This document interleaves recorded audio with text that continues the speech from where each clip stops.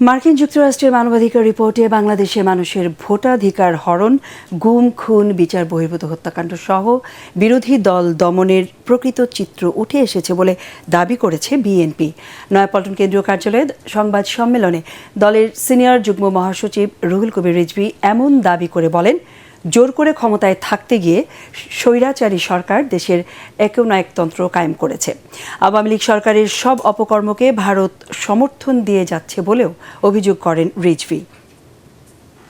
দেশনেত্রী বেগম খালেদা জিয়াকে রাজনীতি থেকে দূরে রাখার জন্যই যে রাজনৈতিক উদ্দেশ্যে মিথ্যা মামলা সাজা দিয়ে বন্দী করা হয়েছে তা আজ দেশ বিদেশে সর্বজন বিদিত। গতকাল যুক্তরাষ্ট্রের মানবাধিকার রিপোর্টেও সেটি উল্লেখ করা হয়েছে।